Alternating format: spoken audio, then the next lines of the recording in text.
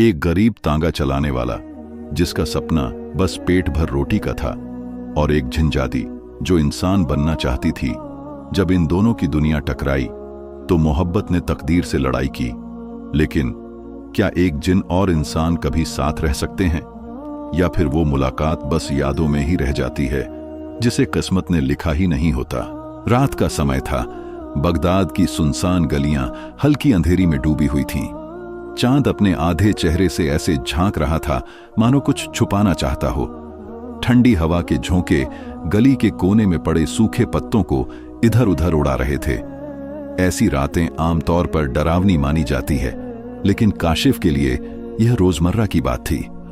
काशिफ एक जवान, दुबला पतला, हल्के सांवले रंग का टांगे वाला था। दिन भर मेहनत करता, रात को अक्सर देर से घर लौटता। उसकी मां बीमार थी और पिता का साया तो बचपन में ही उठ चुका था। बगदाद के पिछड़े इलाके में 2 कमरों के कच्चे घर में वह और उसकी मां रहते थे। काशिफ की दुनिया बहुत छोटी थी। उसका घोड़ा, टांगा और उसकी मां। उस रात काशिफ रोज से कुछ ज्यादा देर से लौट रहा था। शहर के पुराने कब्रिस्तान के पास से गुजरते हुए उसकी नजर अचानक सड़क किनारे एक साए पर पड़ी। पहले उसे लगा कोई बोरी पड़ी है, लेकिन जब घोड़ा पास पहुंचा तो उसने देखा कि वो एक औरत है, जमीन पर बेहोश पड़ी, सफेद कपड़ों में, बाल बिखरे हुए और हाथ में छोटा सा मिट्टी का दिया था जो अभी बुझा नहीं था। काशिफ ने घोड़ा रोका। दिल में अजीब सी घबराहट हुई, लेकिन जमीर ने टोका। वह नीचे उतरा और धीरे धीरे उस औरत के पास गया। उसका चेहरा धुंध में ढका हुआ था, लेकिन उसके चारों ओर अजीब सी रोशनी फैली हुई थी। बीबी, आप ठीक हैं? काशिफ ने हिचकिचाते हुए पूछा। औरत ने धीरे से आंखें खोली। वो आंखें इतनी गहरी थीं जैसे पूरा आसमान उनमें कैद हो। उसकी आवाज बहुत धीमी और नरम थी, जैसे सदियों पुरानी कोई पुकार हो। तुमने मुझे देख लिया? काशिफ पीछे हट गया। दिल की धड़कन तेज हो गई। जी, आप जमीन पर पड़ी थीं, मैं तो बस मदद के लिए। काशिफ, उस औरत ने उसका नाम लिया। तुम हर रात मेरे ख्वाब में आते हो। यह सुनते ही काशिफ के शरीर में सर्द लहर दौड़ गई। आपको मेरा नाम कैसे पता? औरत धीरे से उठ बैठी और बोली, मैं तुम्हें देखती हूं जब तुम अपनी मां के लिए दवा खरीदते हो, जब तुम खुद भूखे रहकर किसी अनाथ को रोटी दे देते हो। तुम्हारी नेकियों की बातें सिर्फ इंसानों में नहीं होती। काशिफ चुप खड़ा रहा। उसके कदम जैसे जम गए थे। उस औरत की आंखों में कुछ ऐसा था जो शब्दों में नहीं आ सकता। उसके चारों ओर की रोशनी बढ़ती जा रही थी। आप कौन हैं? आखिर उसने पूछा। मैं उस दुनिया से हूं जो तुम्हारी आंखों से ओझल है। मुझे तुम्हारी दुनिया में आने की इजाजत नहीं थी, लेकिन आज मुझे इजाजत मिली, क्योंकि तुमने वो किया जो बहुत कम लोग करते हैं। तुमने खुद को भूलकर किसी और की जिंदगी बचाई। काशिफ को याद आया, आज शाम उसने अपने आखिरी पैसों से एक बीमार बच्चे के लिए दवा खरीदी थी, जबकि उसकी अपनी मां की दवा का पैसा नहीं बचा था। तो आप जिन्नजादी हैं? उसके होठों से अपने आप निकला। औरत ने हल्की सी मुस्कान के साथ सिर हिलाया। और आप यहां क्यों आई? क्योंकि मुझे अधिकार दिया गया है कि मैं तुम्हें एक रास्ता दिखाऊं, वो रास्ता जो तुम्हें अंधेरों से निकालकर रोशनी की ओर ले जाएगा। लेकिन उस रास्ते पर चलने से पहले तुम्हें कुर्बानी देनी होगी। काशिफ ने पलटकर टांगे की ओर देखा, जैसे किसी अनजानी चीज से भागना चाहता हो, लेकिन उसके कदम वहीं जमे रहे। कैसी कुर्बानी? औरत ने आसमान की ओर देखा। तुम्हें वो खोना पड़ेगा जिसे तुम सबसे ज्यादा चाहते हो। काशिफ ने घबराकर कहा, मेरी मां? नहीं, उसके सिवा कुछ भी ले लो। औरत की आंखों में नमी उतर आई। नहीं, तुम्हें अपनी मां को नहीं खोना, बल्कि उसके लिए तुम्हें खुद को खोना पड़ेगा। तुम्हारी तकदीर बदलने वाली है काशिफ। काशिफ के दिल में तूफान सा मच गया। वो औरत, उसकी आवाज, उसकी मौजूदगी, सब कुछ किसी सपने जैसा लग रहा था। लेकिन फिर वो रोशनी धीरे धीरे मंद होने लगी और औरत का साया धुंध में घुलने लगा। रुक जाइए, नाम तो बताइए, काशिफ चिल्लाया। मेरा नाम वही है जो तुम्हारे दिल की धड़कन में छुपा है। मुझे पुकारोगे तो आ जाऊंगी, लेकिन उस वक्त तुम अकेले नहीं होगे। और अगले ही पल वो औरत गायब हो गई। बस वो छोटा सा दिया जो अब पूरी तरह बुझ चुका था, जमीन पर रह गया। काशिफ देर तक वहीं खड़ा रहा। फिर उसने दिया उठाया और चुपचाप टांगे की तरफ लौट गया। उसकी दुनिया वही थी, पर उस रात कुछ बदल चुका था। बगदाद की रातों में कुछ अलग ही बात होती है। चांद आधे चेहरे से झांकता है, गलियां किसी पुरानी कहानी की तरह धीमे धीमे फुसफुसाती हैं। लेकिन उस रात काशिफ की जिंदगी एक मोड़ पर आने वाली थी। एक रहस्यमयी आवाज, एक जिन्नजादी और एक वादा जिसने उसकी पूरी सोच बदल दी। अगली सुबह जब काशिफ उठा तो उसे अपने अंदर कुछ अजीब महसूस हुआ। चलते वक्त, सांस लेते हुए, जैसे हर लम्हा किसी नई शुरुआत का इशारा दे रहा हो। वो अपनी मां के पास गया, जैसे कुछ कहना चाहता हो, लेकिन शब्द गले में अटक गए। मां ने प्यार से पूछा, बेटा ठीक हो? नींद नहीं आई क्या? काशिफ ने हल्की मुस्कान के साथ जवाब दिया, नहीं अम्मी, बस सपने कुछ अलग थे। मां ने उसके लिए दूध रखा। सब कुछ वैसा ही था, लेकिन काशिफ की आंखों में एक नई चमक थी। उसने अपने घोड़े को तैयार किया और सुबह ही टांगा लेकर निकल पड़ा। बाकी दिनों की तरह ही बाजार की तरफ जा रहा था, लेकिन आज उसकी निगाहें कुछ ढूंढ रही थीं। शायद उस जिन्नजादी का कोई निशान या खुद अपनी बदलती किस्मत का कोई संकेत। बाजार की हलचल शुरू हो चुकी थी। लोग चिल्ला रहे थे, नया सौदा, सस्ती चीजें, उम्मीदें।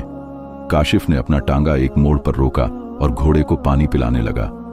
तभी उसकी नजर एक बुजुर्ग औरत पर पड़ी जो जमीन पर बैठी थी। थकी हुई आंखें, कांपते हाथों में टूटी हुई डिब्बी। वह भूखी लग रही थी। काशिफ के दिल में कुछ चुभा। उसने बिना सोचे अपना खाना उस बुजुर्ग के हाथ में रख दिया। आसपास खड़े कुछ लोग हंसे। किसी ने ताना मारा, ये टांगे वाला फकीरों की मदद करता है क्या? लेकिन कुछ लोग चुपचाप देख रहे थे। उस औरत की आंखों में सिर्फ शुक्रिया था, शब्दों के बिना, लेकिन असरदार। दोपहर होते होते मौसम में अजीब सी खामोशी थी। जब काशिफ कब्रिस्तान के पास से गुजरा तो पेड़ों के बीच हल्की सी रोशनी नजर आई। उसने घोड़ा रोका। वही जानी पहचानी सिहरन, वही धड़कने, और तभी वो जिन्नजादी फिर सामने आई। इस बार उसका चेहरा साफ था और उसकी आंखों में नरमी। काशिफ, उसकी आवाज में अपनापन था। अब वक्त है जब तुम्हें वो रास्ता चुनना है जिसका वादा तुमसे किया गया था। लेकिन ये फैसला अब तुम्हारा है। दुनिया की आम रोशनी या वो रोशनी जो सच्चाई की तरफ ले जाती है। काशिफ ने कांपती आवाज में पूछा, क्या ये रास्ता आसान होगा? मेरी मां, उनका क्या होगा? जिन्नजादी ने मुस्कुराकर कहा, तुम्हारी मां ही तुम्हारी ताकत है। उनकी दुआओं ने ही तुम्हें इस राह पर खड़ा किया है। लेकिन अब जो करना है वो तुम्हें खुद करना है। उसने फिर वहीं दिया, जमीन पर रखा। रोशनी धुंधली हुई और वो गायब हो गई, पर उसकी आवाज हवा में गूंज रही थी, पहले खुद को स्वीकार करो, फिर चल पड़ो। काशिफ ने उस बात को दिल से लगा लिया। उसने सोचा, अब और पीछे नहीं हट सकता। उसी शाम वह शहर के काजी से मिलने गया। लोगों ने बताया कि उसकी ईमानदारी और नेकदिली की चर्चा बाजार में फैल चुकी है। कुछ ही दिनों में काजी ने उसे बुलाया। बोले, काशिफ, तुमने अपने काम से, अपने इरादों से लोगों को इंसानियत की मिसाल दी है। हम चाहते हैं कि एक इमारत तुम्हारे हवाले की जाए जिससे तुम दूसरों की मदद कर सको, लेकिन इसके लिए तुम्हें अपना टांगा शहर की भलाई के लिए दान करना होगा। यह सुनकर काशिफ एक पल के लिए चौंका, लेकिन उसने बिना झिझके कहा, अगर इससे किसी की जिंदगी सुधरती है तो मेरा टांगा कुछ भी नहीं। मेरी मां की दुआ और सच्चाई की राह ही मेरी असली दौलत है। कई लोगों ने उसके फैसले पर सवाल उठाए। बोले, अपनी रोजी का जरिया दान देना समझदारी है? लेकिन काजी ने साफ कहा, यही है असली कुर्बानी, जब इंसान अपने आराम से ज्यादा दूसरों की भलाई के बारे में सोचता है। रात को घर लौटते वक्त काशिफ ने मां को पानी दिया। मां ने मुस्कुराकर पूछा, कैसा रहा दिन? काशिफ ने कहा, अम्मी, मुझे लगता है अल्लाह ने हमारी छोटी सी भलाई को बड़ी रहमत बना दिया है। 3 दिन बाद शहर की जनरल असेंबली में काजी ने ऐलान किया कि काशिफ का टांगा अब शहर के एक केंद्र में रखा जाएगा, ताकि उसकी आमदनी से गरीबों को खाना, दवाई और रहने की सुविधा मिल सके। काशिफ ने खुद इसकी देखरेख की और हर चीज की जिम्मेदारी ली। इस काम ने पूरे शहर में उम्मीद की लौ जला दी। एक आम टांगे वाला अब लोगों के लिए एक मिसाल बन गया था। एक रात जब वह फिर से कब्रिस्तान के पास से गुजरा, उसी पेड़ के नीचे जहां उसने पहली बार उस जिन्नजादी को देखा था, रोशनी फिर से चमकी। वह फिर सामने आई। अब उसका चेहरा और भी साफ था और आंखों में गर्व। काशिफ, उसकी आवाज फिर गूंजी। तुमने वो कदम उठाया जो बहुत कम लोग उठाते हैं। तुम्हारा अगला सफर अब शुरू होने वाला है, लेकिन यह रास्ता और भी कठिन होगा। अब तुम्हें दूसरों को भी उसी रोशनी तक पहुंचाना है। काशिफ ने दिल से जवाब दिया, मैं तैयार हूं। यह रास्ता मुश्किल होगा, लेकिन अगर मेरा मकसद नेक है तो मैं पीछे नहीं हटूंगा। जिन्नजादी ने मुस्कुराकर कहा, तुम अब सिर्फ एक इंसान नहीं, एक पैगाम बन चुके हो। तुम्हारी मां की दुआओं ने तुम्हें वहां तक पहुंचाया है जहां से अब सिर्फ आगे ही जाना है। फिर वो रोशनी फीकी पड़ी और वह चली गई, लेकिन पीछे एक चमक छोड़ गई जो दिलों में जलती रही। काशिफ टांगे पर बैठा, दिल में एक संकल्प लिए, अगर सच्चाई की राह में मुश्किलें आएंगी तो भी मैं डिगूंगा नहीं। और बगदाद की गलियों में एक नई कहानी गूंजने लगी, एक टांगे वाले की जो अपनी कुर्बानी से लोगों के दिलों की रोशनी बन गया। रात के बाद कई दिनों तक बगदाद की फिजाओं में एक अजीब सी खामोशी और चहल पहल एक साथ महसूस होने लगी। शहर के लोग अब भी उस खैराती काम की बातें कर रहे थे जो काशिफ ने किया था। वो बस एक आम सा तांगा चलाने वाला था, मगर उसके एक फैसले ने लोगों के दिल बदल दिए थे। बाजारों में, चाय की दुकानों पर, यहां तक कि मस्जिदों में भी उसका जिक्र होने लगा। लेकिन काशिफ के दिल में यह सब बस एक पर्दा था। असल बात तो वो थी जो उस जिनजादी के वादे में छुपी थी।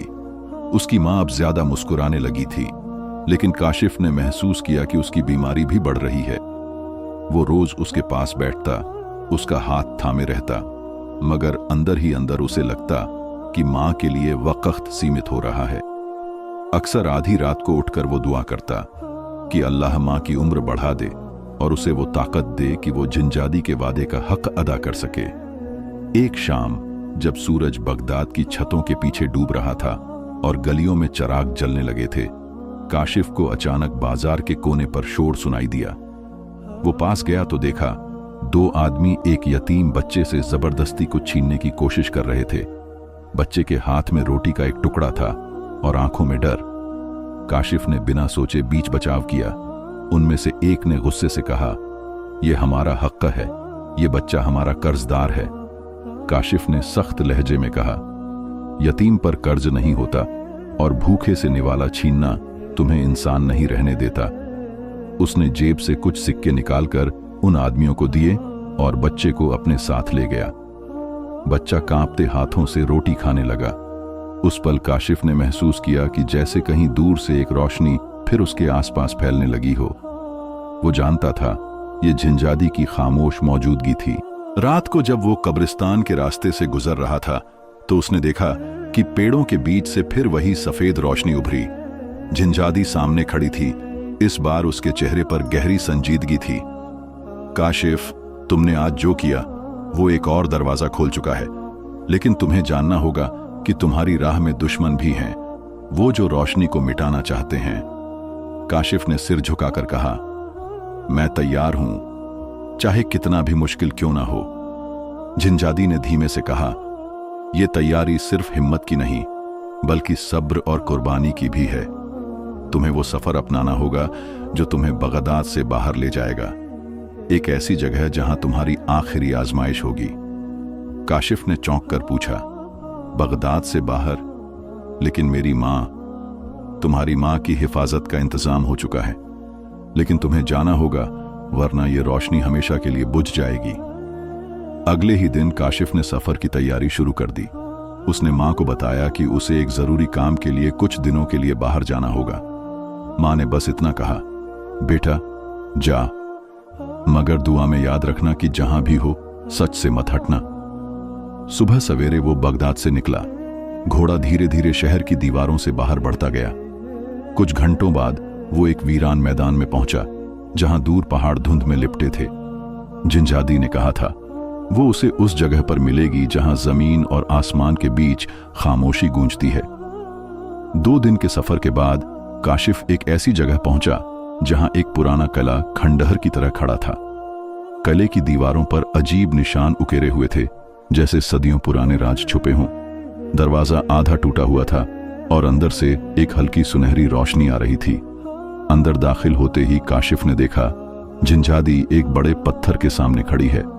उसके हाथ में वही दिया था, मगर अब उसकी रोशनी पहले से ज्यादा तेज थी। काशिफ, ये वो जगह है जहां तुम्हारी आजमाइश शुरू होती है।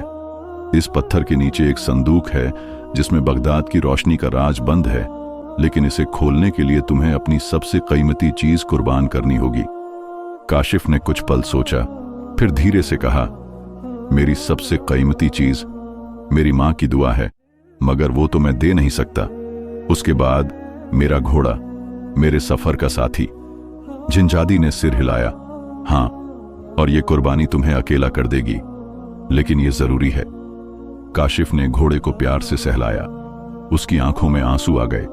फिर उसने लगाम खोल दी और घोड़े को आजाद कर दिया। घोड़ा कुछ कदम चला, फिर पीछे मुड़कर देखा, जैसे समझ रहा हो कि जुदाई का वक्त है, और फिर धुंध में गुम हो गया। पत्थर के नीचे से जब संदूक निकला तो उसमें एक छोटा सा कांच का गोला था जो अंदर से रोशनी से चमक रहा था। जिनजादी ने कहा, यह बगदाद के भविष्य की रोशनी है, इसे वापस ले जाओ, मगर याद रखो, रास्ते में अंधेरे के रखवाले तुम्हें रोकने आएंगे। वापसी का सफर आसान नहीं था। रात को जंगल में एक अजीब साया उसके पीछे पड़ गया। हर कदम पर उसे लगता कोई फुसफुसा रहा है, रोशनी हमें दे दो काशिफ, वरना तुम हमेशा के लिए खो जाओगे। मगर उसने गोले को सीने से लगा लिया और आगे बढ़ता रहा। 3 दिन बाद जब वो बगदाद पहुंचा तो शहर में बेचैनी थी। बाजार सुनसान थे, लोग घरों में दुबके हुए थे। खाजी ने बताया कि शहर पर एक साया छा गया है और सब लोग डर में हैं। काशिफ ने गोला काजी को सौंप दिया। जैसे ही उसे मस्जिद के मीनार पर रखा गया, रोशनी पूरे बगदाद में फैल गई। लोग घरों से निकल आए, चेहरों पर रौनक लौट आई और फिजा में फिर से जिंदगी की खुशबू भर गई। उस रात काशिफ कब्रिस्तान के पेड़ तले खड़ा था। जिनजादी सामने आई। इस बार उसके चेहरे पर एक पूरी मुस्कान थी। तुमने अपनी आखिरी आजमाइश पूरी कर ली काशिफ। अब तुम रोशनी के रखवाले हो, सिर्फ बगदाद के नहीं, बल्कि उन सब दिलों के जो अंधेरे में उम्मीद ढूंढते हैं। काशिफ ने पूछा, और आप? मैं अब वापस जा रही हूं, मगर जब भी अंधेरा छाएगा और तुम पुकारोगे, मैं आ जाऊंगी। वो रोशनी में बदलकर आसमान की ओर उड़ गई और काशिफ ने महसूस किया कि उसका दिल पहले से ज्यादा मजबूत हो चुका है। वो जानता था ये सफर खत्म नहीं हुआ, बल्कि ये तो शुरुआत है, एक ऐसे रास्ते की जो हमेशा रोशनी की ओर जाता है।